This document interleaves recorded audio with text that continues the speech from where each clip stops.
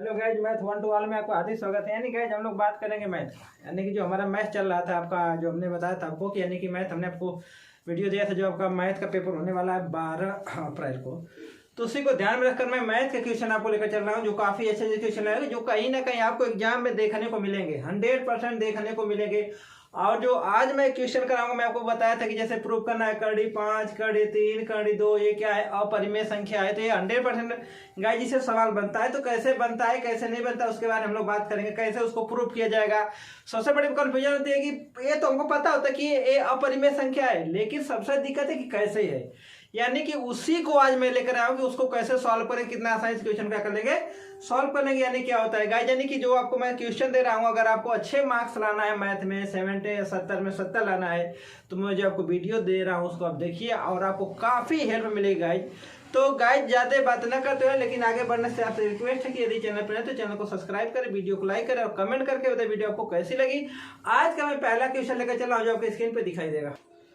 Guys का पहला सवाल है, दिया क्या है कि प्रूफ इसको करना है कि सिद्ध कीजिए कि करणी 5 यानी कि √5 एक अपरिमेय संख्या है। यानी आपको ये प्रूफ करना है कि जो करणी 5 है वह है क्या है कि अपरिमेय संख्या है। तो इसको बहुत बच्चे कंफ्यूज होते हैं, सर कैसे होगा कैसे नहीं होगा। आपको बता एकदम सिंपल ट्रिक, इससे आप क्या करेंगे, बहुत ही आसान क्वेश्चन कर लेंगे, सॉल्व कर लेंगे। मैं चल करना स्टार्ट करता हूँ। अगर मैं मान लो इसको पहले कि करणी 5 एक परिमेय संख्या है, मान लेते हैं। तो माना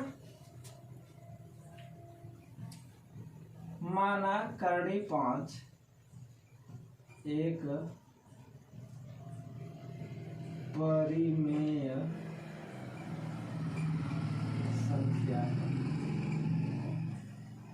संख्या है। यानी मेरे कहने का मतलब ये हुआ कि आपको प्रूव करना है कि सिद्ध कीजिए कि करणी 5 एक अपरिमेय संख्या। मैं मान लिया क्या, माना करणी 5 एक परिमेय संख्या है। चलिए ठीक है, हमने क्या करा, माना। अब हमको क्या करना है कि ऐसे दो अभाज्य संख्या लेना। अभाज्य जानते हैं जिसको बोलते हैं सअभाज्य संख्या। सअभाज्य संख्या का मतलब जिसको बोलते हैं को प्राइम नंबर। इसका मतलब क्या होता है कि वह संख्या जो अपने आप से कटे और एक से कटे, यानी कि जिसका गुणनखंड हो, संख्या खुद हो और एक हो, वो क्या होता है को प्राइम नंबर। जैसे मैं बात करूं 7 के गुणनखंड किए जा सकते हैं, हाँ किए जा सकते हैं। क्या किया, 1 × 7, यानी कि जो 7 है वह 1 से कटेगा और 7 से कटेगा और किसी संख्या से नहीं कटेगा। तो क्या हो गया, को प्राइम नंबर हो गया। ठीक है, तो ये आपको ध्यान रखना है। अब मैं क्या किया, अब मान लूंगा करणी 5 बराबर मान लिया P/Q। अब जहां पे P तथा Q सहअभाज्य संख्या है, सहअभाज्य संख्या है जिसका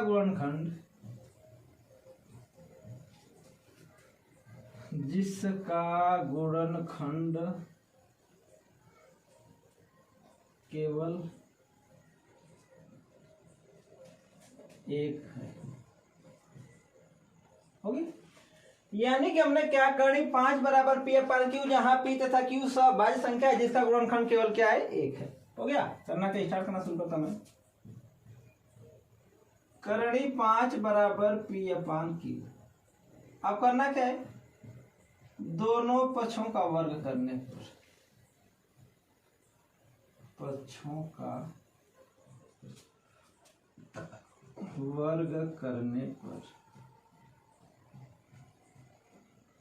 करिए।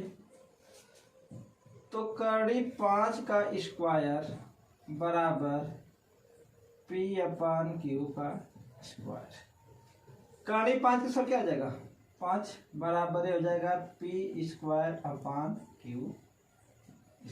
इसका लीजिए कितना आ जाएगा, 5Q² बराबर क्या आ जाएगा, P का स्क्वायर। यानी इसको मैं लिख सकता हूं Q² बराबर क्या हो जाएगा, P² / 5। हो गया। यानी मेरा कहने का मतलब ये हुआ कि P² 5 से विभाज्य है। विभाज्य है, अतः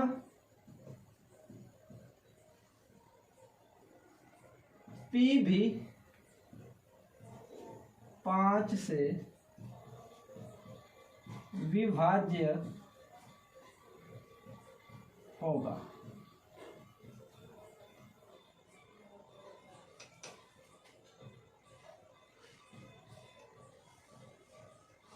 नहीं गाइस, मेरा कहने का मतलब है हुआ कि यानी हमने इसको सॉल्व किया, अभी समझा रहा हूं कि यानी कि पी स्क्वायर 5 से विभाज्य है तो पी भी क्या होगा, 5 से क्या होगा, विभाज्य होगा।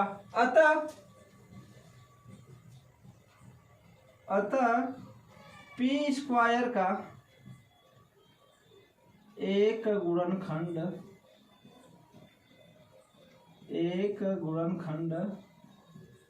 5 होगा, 5 होगा। ततः करणी 5 एक परिमेय संख्या है,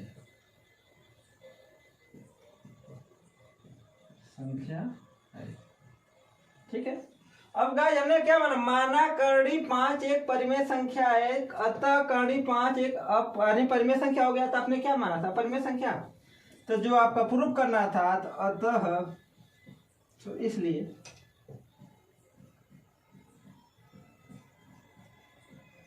करणी 5 एक अपरिमेय संख्या है। यानी गाइस कहने का जो सवाल है उसको बारे में समझिए। आपको प्रूफ क्या करना है, आपको प्रूफ करना है कि सिद्ध कीजिए कि करणी 5 एक अपरिमेय संख्या है, ठीक है। यानी आपको ये प्रूफ करना है। हमने क्या माना करणी 5 एक परिमेय संख्या है, हो गया। अब हमको ऐसे दो नंबर लेना है कि दोनों क्या हो, सभाज्य, मतलब जिनमें किसी का गुणनखंड न मिला हो। तो हमने क्या रख लिया, पी अपन क्यू। आप रखने के लिए कुछ भी रख सकते हैं, आपको ऊपर डिपेंड करता है, अपन भी रख लीजिए। तो करणी 5 बराबर पी अपन क्यू बराबर, जहां पे पी तथा क्यू सभाज्य संख्या है जिसका गुणनखंड केवल एक है। यानी कि पी गुणे 1 करेंगे, क्यू गुणे 1 करेंगे, मतलब दोनों का सेम है। तो करणी पी 5 बराबर पी अपन क्यू बराबर, हमने क्या किया, दोनों पक्षों का वर्ग करने पर, जब दोनों पक्षों का वर्ग करेंगे तो आपको पता होगा कि जब कोई नंबर करणी के अंदर होता है तो उसका स्क्वायर करते हैं तो करणी क्या हो जाती है, खत्म हो जाती है। बराबर क्या हुआ, अपन P upon Q, P square upon Q, Q का हमने से क्या कर गुणा 5 क्यू स्क्वायर बराबर पी स्क्वायर हो गया। तो क्यू स्क्वायर कितना, पी स्क्वायर अपन 5। यानी क्या कर रहा हूं कि मैं पी स्क्वायर को 5 से डिवाइड कर रहा हूं। तो पी स्क्वायर 5 से विभाज्य है, अतः पी भी क्या होगा, 5 से विभाज्य होगा।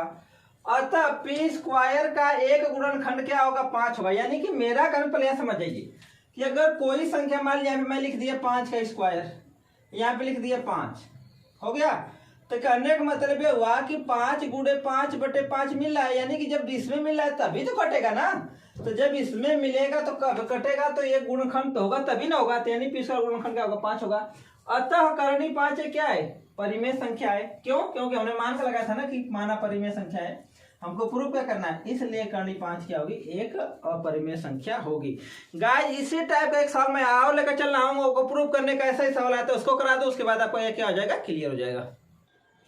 गाइस आपको प्रूफ करना क्या है कि सिद्ध कीजिए कि 3 + 2 करणी 5 एक अपरिमेय संख्या है। यानी कि मेरा कहने का मतलब ये हुआ कि आपको तरीका वही लगाने का है, कुछ भी आपको पूछ सकता है, आप ट्राई कीजिए। देखिए करना क्या है, माना 3 + 2 करणी में 5 एक परिमेय संख्या है।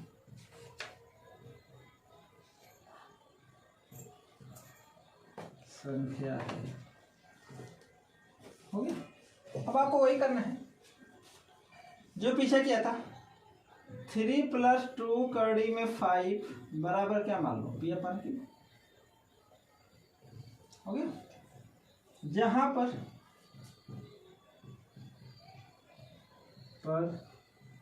पी तथा क्यू सह अभाज्य संख्याएं,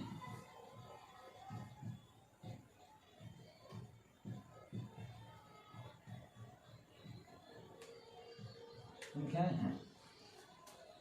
हो गया, करना है। देखिए ये आ गया आपका 3 + 2 करड़ी के अंदर 5/p/q, गुणा कर दीजिए इसमें, तो हो जाएगा 3q प्लस कितना हो जाएगा 2q करड़ी में 5 कितना हो जाएगा आपका p। इसको उधर भेज दीजिए, तो 2q करड़ी में 5 इक्वल टू कितना आ जाएगा 5 माइनस कितना आ जाएगा आपका 3। हो गया, यानी ये मैं सकता हूँ 2 करड़ी में 5 इक्वल टू कितना आ जाएगा 5 माइनस 3q अपन क्या आ जाएगा q। हो गया, जहां पे ये क्या है अपरिमेय संख्या है, अपरिमेय संख्या, और ये क्या आपका परिमेय संख्या है।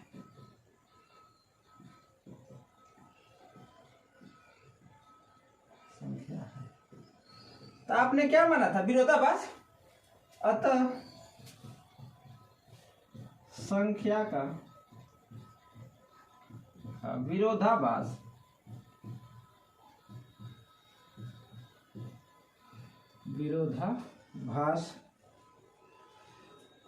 अपरिमेय संख्या होगा।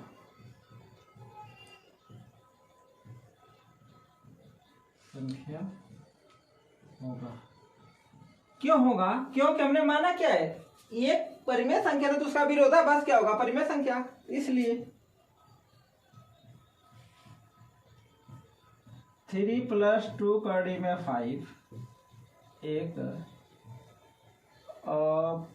अपरिमेय संख्या होगी। क्लियर हुआ, गए समझे थोड़ा सा, यानी ज्यादा बड़ा नहीं, बस आपको समझना क्या है कि सीध कीजिए कि 3 + 2 करड़ी 5 के परिमेय संख्या है, तो माना 3 + 2 करड़ी 5 के परिमेय संख्या है। हमने क्या किया सॉल्व कर लिया, वही 3 + 2 करड़ी 5 = p/q, जहाँ p तथा q सहभाज्य संख्याएं हैं। हो गया, ज्यादा नहीं लिख रहा हूँ, तो 3 + 2 करड़ी 5 q का गुणा किया, इसमें 3q, इसमें क्या 2q करड़ी 5 plus equal to 5, 3q को उधर भेज दिया, तो बच्चा क्या 2q करड़ी 5 बराबर 5 माइनस 3q, यानी आपका क्या हो गया इतना हो गया, यानी कि ये क्या हो गया आपका अपरिमेय संख्या, अपरिमेय संख्या ये प्रूफ करना था, तो जो आपका सवाल हो गया। यानी गाइस अगर इससे सवाल बनते हैं कुछ भी पूछने के लिए पूछे तो आपका तरीका यही अपना, उससे ज्यादा कुछ करने की जरूरत नहीं है। हाँ गाइस, मैं आपसे कहा था कि आपको यानी कि जो आपका मैथ का पेपर उसमें पढ़ना क्या क्या है, पहले मैं उसके बारे में बता दे रहा हूँ, उसके बाद में आपको सॉल्व नहीं गाइस एक तो सवाल और हम लोग करें, उसके बाद में उसको बता दूंगा आपको पढ़ना क्या क्या, ध्यान रखिएगा। गाइस आपके सामने अगला सवाल दिया कि दिया क्या है कि tan a = 4/3, तो sec a का मान ज्ञात करना है। करना क्या आपको पता होगा कि sec square a minus tan square a बराबर आपका होता है 1। हो गया, इधर लाइए, तो sec स्क्वायर a बराबर क्या हो जाएगा आपका 1 + tan स्क्वायर a। हो गया, रख दीजिए, 1 + tan का मान कितना 4/3 का स्क्वायर, तो 1 + 4 जो के 16 बटा कितना 9 गुणा के 9 1 9 + 16 बटा कितना आपका हो जाएगा 9, तो 16 9 कितना हो गया आपका 25, यानी कि sec स्क्वायर a बराबर कितना हो जाएगा 16 9 25 बटा कितना आपका हो जाएगा 9, यानी कि sec a बराबर कितना जाएगा 25 किसका स्क्वायर 5 का, 9 किसका स्क्वायर 3 का। तो जो आपके सामने जो गए सवाल थे आपका हो गया, यानी आपसे पूछा था कि tan a = 4/3, तो sec a का मान क्या होगा, तो इससे आप कह सकते हैं कि यानी कि बिना पाइथागोरस प्रमेय सहायता से क्या करते हैं सवाल सॉल्व कर सकते हैं। गाइस आपके सामने एक सवाल और लेकर चल रहा हूं, उसके बाद आपको बताऊंगा कि आपको पढ़ना क्या क्या। गाइस आपके सामने अगला सवाल दिया है कि 21 सेंटीमीटर त्रिज्या वाले वृत्त के किसी चाप द्वारा केंद्र पर 60 अंश है, तो चाप की लंबाई क्या कीजिए। आपको पता होगा कि चाप की लंबाई बराबर क्या होता है, चाप की लंबाई जिसको डिवाइड करते हैं L से बराबर क्या होता है 2πr थीटा अपन कितना होता है 360 होता है।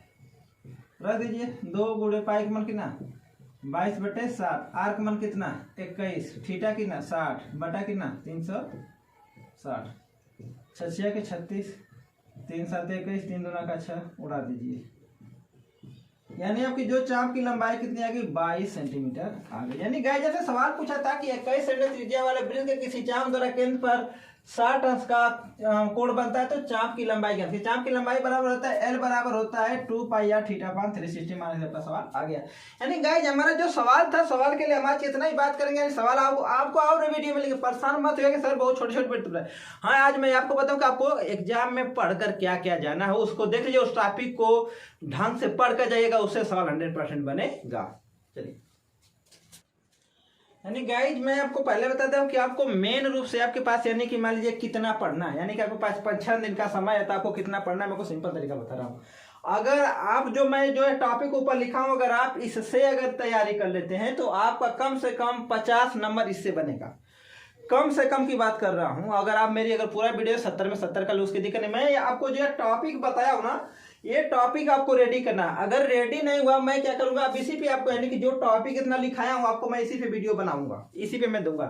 तो आपको पढ़ना क्या क्या, पहले देख लीजिए। कुछ जो अगर अभी कुछ भी अगर आप नहीं पढ़े हैं ना, उसके बावजूद अगर इतना अगर पढ़ लेंगे ना तो 50, 55, 60 नंबर आपका कहीं जाने वाला नहीं है। यानी कि 60 नंबर तो पक्का है। देखिए करना क्या है, आपको पढ़ना क्या है, आपको पढ़ना है 2 चर वाले रैखिक समीकरण, जिसमें क्या होता है प्रतिस्थापन विधि, वज्रगुणन विधि, विलोपन विधि। ठीक है, अगर आपको नहीं आता होगा तभी मैं इसको पूरा समझा दूंगा। क्लियर हो गया? फिर त्रिभुज में पढ़ना है समरूपता, सर्वांगसम त्रिभुजों का क्षेत्रफल, ये पढ़ना है। फिर निर्देशांक ज्यामिति में पढ़ना है दूरी सूत्र, विभाजन सूत्र, त्रिभुज का क्षेत्रफल पढ़ना है। उसके बाद आपको पढ़ना है द्विघात समीकरण में मूलों की प्रकृति, पूर्व वर्ग बनाकर हल करना, द्विघात समीकरण हल करना। हो गया। फिर उसके बाद पढ़ना है आपको पृष्ठीय क्षेत्रफल तथा आयतन, ये तो 100% है। उसके बाद पूछना है आपको पढ़ना है त्रिकोणमिति में ऊंचाई और दूरी का सवाल बनता है। सांख्यिकी में पढ़ना आपको बहुलक, मध्य का, समांतर माध्य। यानी अगर आपने अभी तक कुछ भी नहीं पढ़ा है, अगर आपके पास 5-6 दिन का समय है, अगर ये अगर पूरा आप अपना तैयारी कर लेते हैं, मैं इसी की पूरी आपको तैयारी कराऊंगा। परेशान मत होइएगा कि सर आप बता दीजिए, पूरा बताऊंगा कि कैसे कैसे होता है। अगर इसको आप पढ़ लेते हैं तो आपका इससे कम से कम 50 या 70 में से जो आपका 50 से 60 नंबर यहीं से बनेगा। गाइस ज्यादा बात न करते हो, आगे बढ़ने से पहले एक रिक्वेस्ट है, यदि चैनल पर नए हैं तो चैनल को सब्सक्राइब कर, वीडियो को लाइक कर, कमेंट करके बताइए को वीडियो कैसी लगी। आज के लिए बस इतना ही, तब तक मैं मिलता हूं आपको अगली वीडियो में। तब तक के लिए जय हिंद, जय भारत।